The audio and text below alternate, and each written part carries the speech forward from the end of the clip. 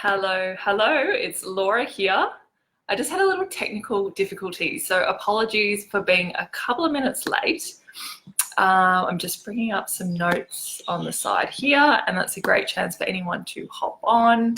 I know, Ashley, I think you may be hopping on in a sec. So today I really wanted to talk about asking for the sale. So say hello when you hop on. I'd love to see who's here. Hey, Michelle, how are you? Today I really want to talk about asking for the sale as a coach, right? Because this is what came through in the poll that I put up last week. And I just had this like sensation of something being in my eyes. I was trying to put some makeup on, so I'm like, I keep like squinting out of my eye. So apologies for that. Look, it's made my makeup run everywhere. Anyway, that's okay. Good morning. So I wanted to talk today about asking for the sale as a coach. And I'm just realizing, actually, I just need to move this over so I can see your beautiful comments as they come up. Hey, hey, hey. Yes, great to see you. Great to see you here.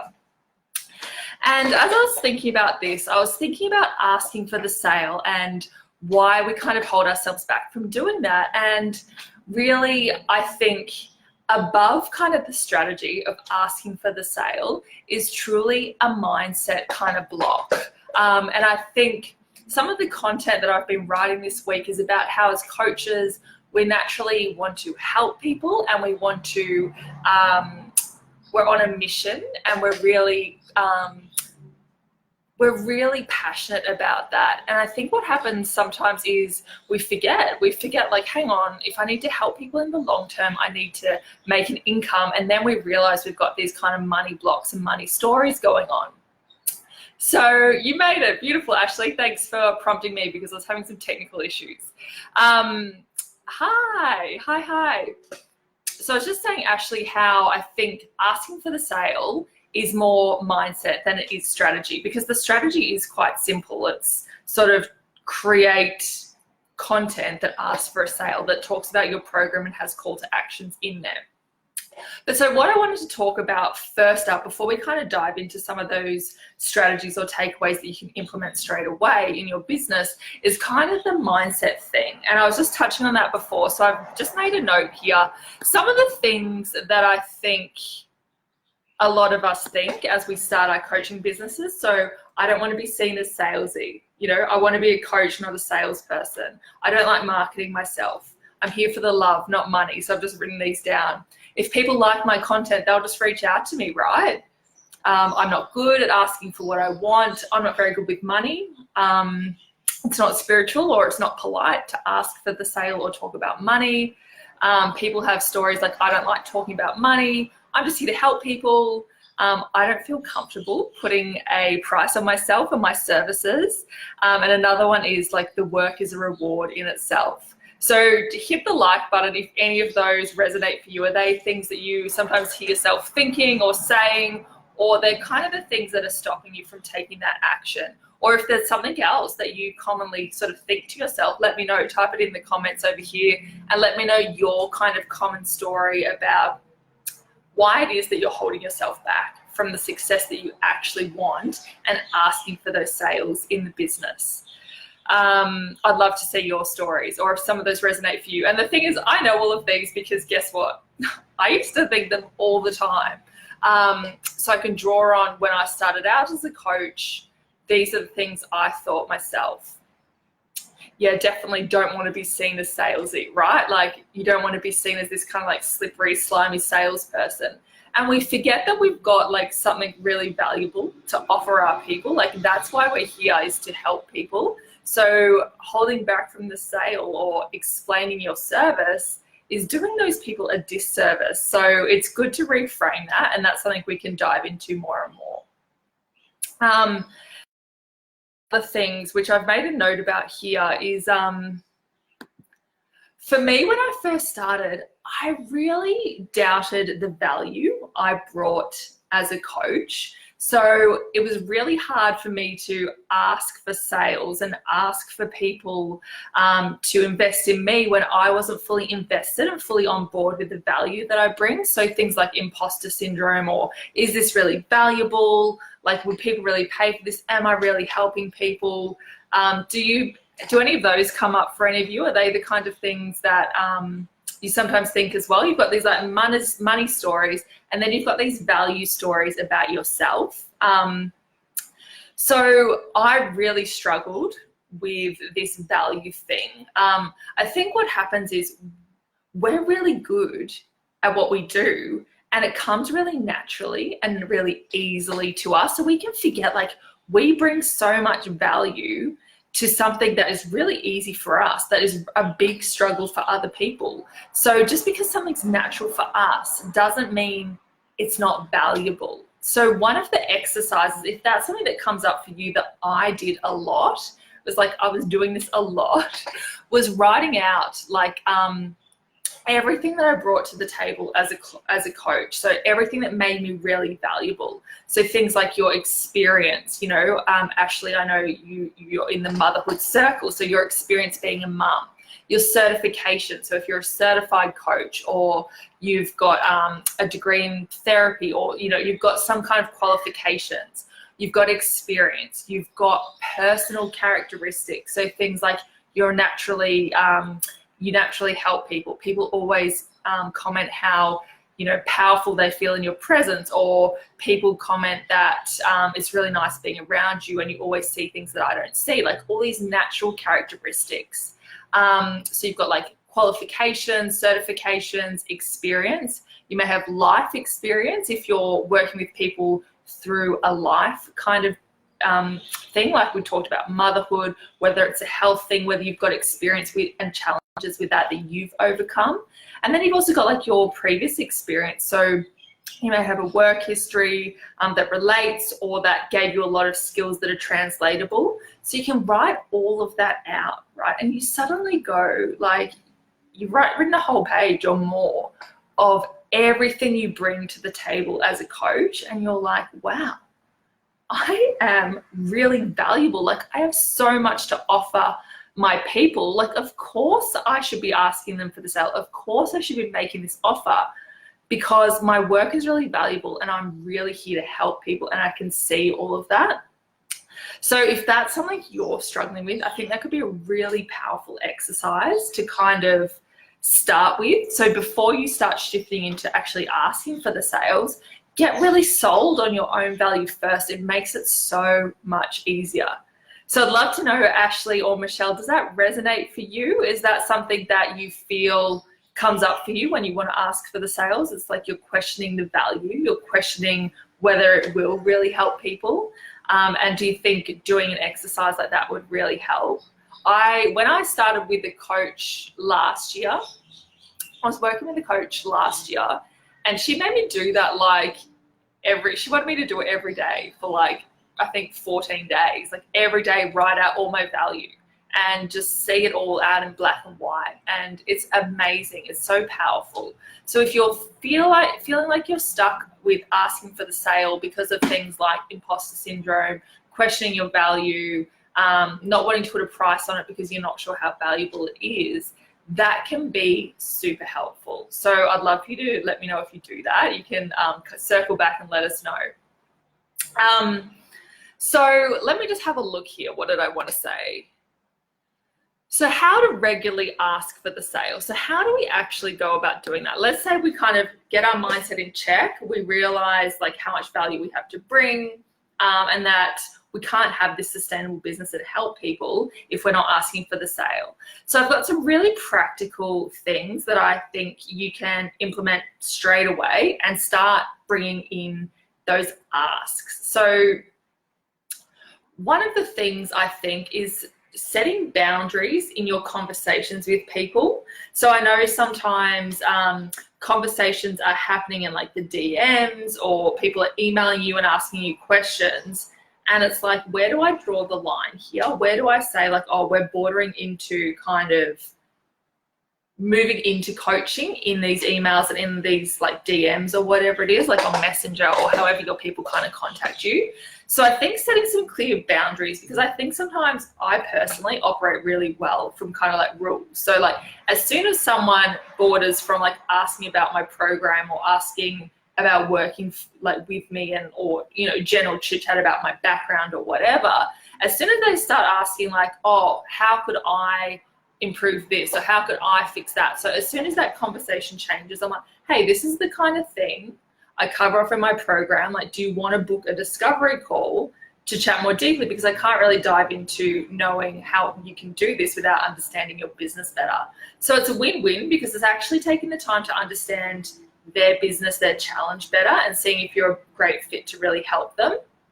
And then that just gives them the power back. Like, oh no, I'm not really looking to work with a coach at the moment. And you're like, cool, well, that's kind of the service I offer. Happy to chat more, but I can't really advise you via DM about what's the best strategy, or what's the best, meal plan, or what's the best anything via DMs, because I don't have enough context to really advise you on that. And I think that is really clean and a really fair way to do that. So that's kind of a rule that I have. I'm seeing a heart. Someone's like, yes, that sounds good. So setting up those rules. So as I said, I just have a clear kind of thing. Like, as soon as it borders and I feel like we're shifting into not asking questions about coaching or my background or, anything like that, but moving more into advice or mentoring or coaching, I shift into like, hey, this is what we could discuss on a discovery call rather than DMs. And that will set me up better to actually help you. So does that feel good? Is that sometimes something that happens that's a bit gray and people are like, oh, how do I kind of handle this? Like, it can feel awkward. And the same can happen in just a conversation. Like, sometimes people ask you out for coffee, right? It's like, oh, hey, do you want to meet up for a coffee? And you're like, yeah, okay, cool. Like, I'm social, I'm happy to have a coffee. And you get there and it's, they very quickly move into kind of wanting to pick your brain. So that's another kind of place. It's a little bit harder in person, but I think you just kind of set your rules like, hey, I'm here for social and to meet new people. And if we want to talk business, like, that's something I would do on a call with you, which I'm happy to book. So what do you guys think? Maybe I need to scroll down. Yes. Oh, sorry. I didn't scroll down all the comments. Yes, all the comments. I'm so sorry. I was missing them. It doesn't naturally scroll sometimes. I love what I do and feel a wee bit guilty for asking for it. Yes, right? But how are you going to help people if it's not sustainable in the long term? Like, you can't do this as a, what's the word I'm looking for? Volunteer. Like, you can't volunteer your time indefinitely to help people. So you need to be rewarded, and do that exercise about how much experience and value you bring to the table. Because Ashley, I know, like, you bring so much, and then see how that feels then when you sort of shift into seeing everything you bring and how you can help people and how you'll be able to help people more in the long term. If you're being financially rewarded for it, because otherwise you sort of burn out. You start getting resentful. You can't give it your full time because you're busy focusing your energy on things to bring in income. So yeah, the worthiness stories. Oh my God, yes. So when I was doing coaching, before I've sort of shifted now into coaching for coaches, I was all about the worthiness story. Like, am I good enough? Am I worthy of having everything that I want? Like, what makes me special? All those stories. And they're stories, right? As you've clearly said here, they're stories. So again, like, what's the thing underneath that? So if it's the worthiness story, like, is it fear? Is it a value thing, an imposter syndrome? Like, what is there that you can start exploring? So if it's like the value and the imposter thing that makes you feel not worthy of success, can you do that exercise? Last night my sister asked, am I doing these mums groups as a volunteer or do I get paid? That's not a ha. You are going to get paid for it. You must, because otherwise, how can you do it? How can you do it in the long term? I'm going to journal on that tonight. Awesome. I'm glad that's helpful. So, sorry I missed all those comments, but we're all caught up now. So we've talked about those boundaries and kind of those black and white kind of rules. So it's like, when things start to move from one to the other, it's like, this is what I do here and this is what I say. And yeah, like, it might feel awkward the first few times. And because, you know what? There are some people, I've been on a discovery call. I remember this one very clearly, where this woman she just was there for the take, right? And so if we're not setting the boundaries, we're not being clear, like, some people are going to take advantage of it, and some people are just there to say, like, oh, how much can I get out of this? So I think we need to be clear on where that line is, and it's different for everyone. Like you may feel happy like dropping some advice in, and then like anything beyond this we need to shift into a different kind of dynamic. But I think just setting that rule and being clear can be really helpful, because they're my 2 pain points, is like people asking me out for coffee, and the DMs, just like people from bigger groups sliding into the DMs and sort of then shifting into like wanting advice. So that's the first thing. And so what I wanted to, I had a note here actually. Ashley and I went to see Denise Duffield-Thomas last week, and one of the things she said is the things that make you uncomfortable now won't make you uncomfortable a year from now, right? And that's good, because that means we've grown. So it can initially feel hard to set those boundaries to ask for the sales, and a year from now you'll be like, you'll look back and go like, oh, that was so uncomfortable, but it's so natural now for me. So what I wanted to talk about is how to regularly ask for the sale.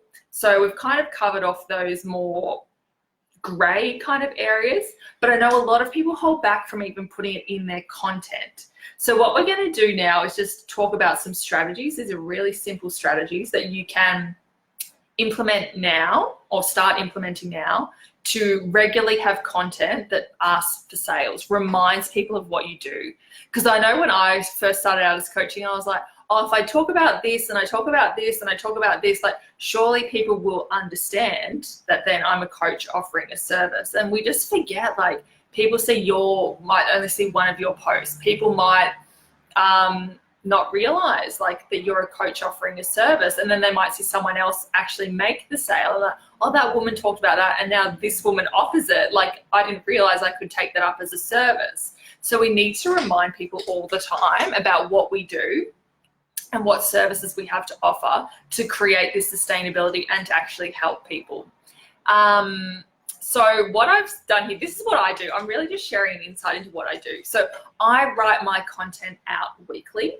So once a week, I plan out all my content for the week, and I can talk to you another day about that, like how I do it all in 1 hour. I set myself an hour window and I create like a blog post. I create weekly, like a Facebook Live kind of theme, and then content. So everything's on a theme for the week, and I kind of create that. But so when I plan out my content, I make sure that in every week there is one post dedicated to like asking people for like the freebie, like sign up for my mailing list, join my Facebook group, whatever your kind of freebie is, download the PDF. So just every week, just reminding people if it's a free meditation, like grab your meditation here. So creating a post dedicated to that each week, and creating a post dedicated to a sales, whatever you're promoting at that time each week. So whether it's a program, like a course, one-on-one coaching, whether like I offer intensive. So one week I might focus on offering the intensive, another week I might focus on the program. So whatever it is that you're selling every week, or what your focus is in terms of helping people rather than sales, but like how do you help people? I just call it a sales post, but really it's a service post around how people can take the next step with you. And that's what Denise really framed it as, was like, how do you help people to take the next step with you? And that was a very clear focus in my coaching course as well. It's like always inviting people to take the next step, because they just might not know what it is. Like for a lot of us as coaches, our community don't know what coaches are or what they do, or like, I like what she's saying, but how do I actually take the next step? Like, do I just DM her? Does she have an application form? Like, I don't know. So we can kind of show them what the next step is, and we really have to paint that out for people. So it may feel a little bit clunky at first, and that's okay. But what I want you to do is every week, or however you create your content, but I like to look over a week, because like, have I given people the opportunity to join my mailing list, and have I given people the opportunity to take a step towards working with me? So then here's a really practical way to do that is, right, when you get into this really good headspace, I'm just looking at my notes, when you get into this really great headspace where you've written out all your value and you just see how much you bring to the table, how much you have to offer, create 3 or 4 different kind of promotional posts after you're in that kind of space and that vibration of like, I have so much to bring to the table. Write 3 or 4 different sales posts.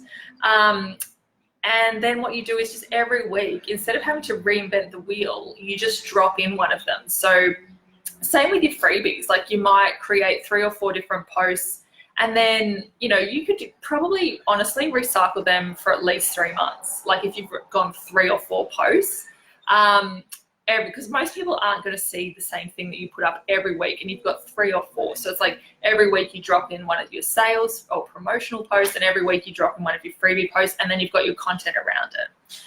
The other thing that I think is really important, which, look, if you read over my content, you'll definitely see times where I've forgotten to do it too, but it's also just weaving like that call to action in at the end of a value post.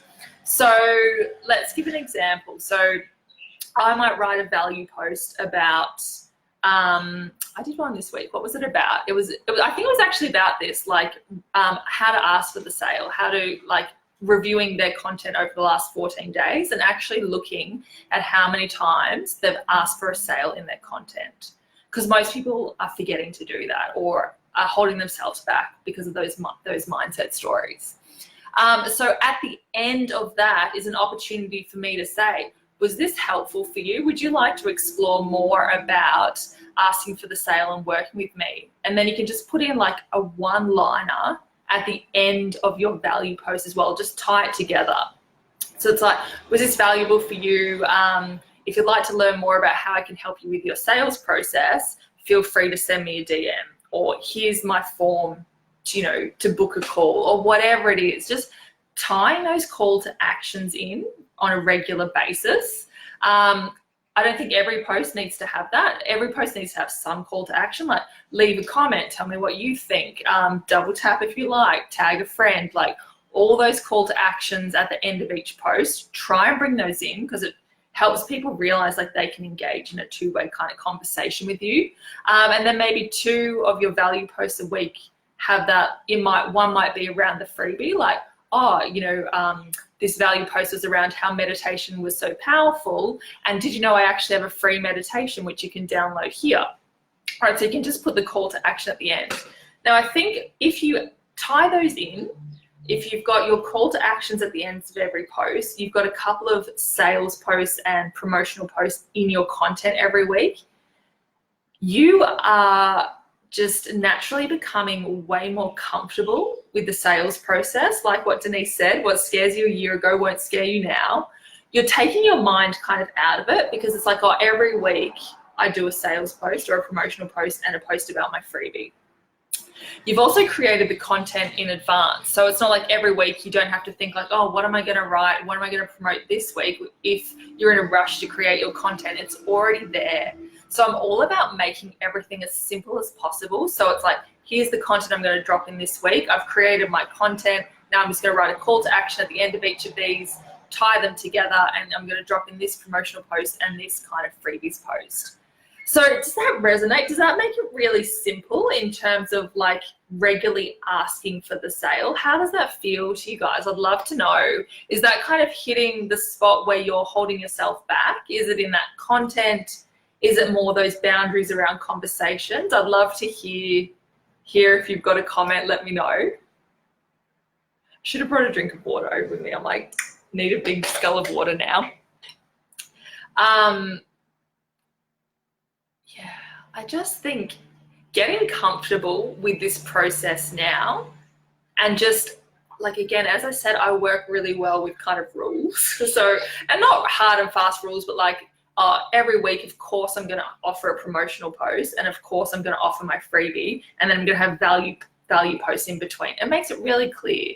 Of course, when the conversation shifts to someone asking for me to give them advice, I need to understand their business better, what they do better. So of course I'm going to offer a discovery call rather than advise them via DMs. So they really work well for me. I think it's about being more consistent and mindful. Yeah. So you find like you'll put out some sales posts maybe when you remember or when you think about it. But you're not doing it as regularly as perhaps you should, given that 10%, just say we're talking about a Facebook page, like 10% of the people might see it each week. So that's why I think it's so important to be putting them out. If you do daily content, I think a weekly sales post and a weekly freebie post is a good mix.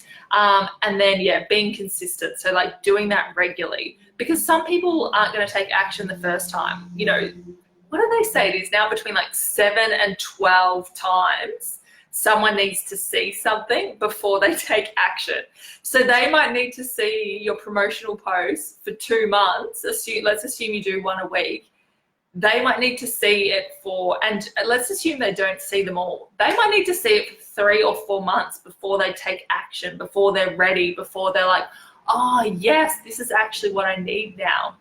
You know, the first few times people aren't going to take action. And I think that's a really important thing to remember is like, because you put it out the first time or even the 3rd time or the 5th time and you don't get a response, it doesn't matter. You're setting yourself up for people to, for people to see that over and over again to eventually take the action. So that's why I think just like, of course I'm going to put in a sales post because this might not reap a reward for 8 weeks. So of course I'm going to post that this week and remind people every week about how they can take the next step. And when you look at it as around taking the next step, like, oh, you love the content, this was helpful, like, of course, I need to show you what the next step is and how I can help you more. As helpers, I think that's a really great reframe. It's not about us and, you know, wanting the money or being desperate for the money. It's like, I'm here to help. So how can I help you take the next step to getting the help and the outcome that you actually want and you actually need? And mindfulness, yes. Being more intentional and organized. Yeah, so I think bringing some intentionality to it is really helpful. And I know when I used to do my content, I used to try and write it every day. Like, I know I have to do a social media post today. What am I going to write? And it makes it very hard to be intentional and have a theme. So like if your theme for the week is around potentially promoting a specific kind of intensive, so just say like I have a content intensive, so I might spend a week giving value posts about content and how creating content and the mindset that stops you from creating content and experiences I have about creating content, and then sort of pitch or make a post about the content intensive. It makes a lot of sense. So you can tie that intentionality behind it, which is really helpful. And being organized means you're not kind of, I used to always feel I was on the back foot with content, like, I've got to do a post today. What am I going to write? Inspiration's not hitting. And so being organized with like a time slot and giving yourself a time. I've started to work really well to timers. I don't know. It's like, I've got 1 hour. This is kind of mum life. Ashley, you'll understand. Like, I've got 1 hour. I need to create my content in it. Here I go. And I just create it in one stage and then edit it in a separate stage. So then I might the next day edit it as I schedule it into Facebook, right? And then I can just copy and post those into groups and things as needed. I haven't really had much to sell up until now either. Yes, that's true. That's true. You've had your challenges to promote, but yes, you're really ready to sell now. So this is a really exciting stage, which especially as you close out your challenge, right? And then move into like the cart being open, it's like asking for that sale, that actually has to be like the priority and the intention of that window. It's like you've given them all the value through the challenge. And then it's like, of course, you guys found that so valuable. Imagine how valuable the course is behind the scenes. And here's how you take that next step. So that's really important too. Yes, it's hard to make sales posts when you don't have something to sell. So I know that's an important focus, but you are ready, Ashley. You are ready to sell. And I cannot wait to see what happens with the challenge. It's kicking off next week, isn't it? On Monday. It's going to be so exciting. Maybe I might do a promotional post in here in this group. I know it's a small group, but we've got to start somewhere, and we can all write up a promotional post and put it in the thread. And there may be someone in this group who's pregnant or has a friend who's pregnant and they can refer them onto the challenge. There may be someone who's looking for exactly what you need to offer in this group, or they may have a friend who has. So that could be a really good way to get you to take the action to create the actual promotional post, and then you can share it in the group tomorrow. So is there any other questions? I always like to keep these short and just wrapping up to 30 minutes. So I've gone 10 minutes over where I like these lives to be. So is there any other questions? I think that's awesome. I guess this is a really great chance for me to tell you that I've just opened up my new coaching program, so the Coaches Accelerator. And this is a program exactly for coaches who they wanted their business up and running yesterday. They want to get the results that they've been dreaming of. And I have created a program exactly for that. So if you'd like to take the next step with me, I'm going to, I've put a post in the group about it this morning, and I would love to have a chat with you if it resonates for you. It looks like there's no questions, but let me make sure I've scrolled down. Next Monday and Tuesday, we're going to get down into our sales offer. Yes, we will chat on Tuesday. We're going to drill deep down and get really started in on that. It would be awesome to draft a post and share it in the group tomorrow, and then we can hone in on that on Tuesday. All right, lovelies. I'm so excited. I hope that was really valuable for you, and I hope there was, one or two things you could take away in action from this. What I might do is just put a summary of kind of the key kind of takeaways as a separate post so you can read that up. And we will chat again soon. It is Friday in Australia, so happy Friday. I hope you have a beautiful weekend, and I will chat with you all very soon. Bye. Enjoy your day.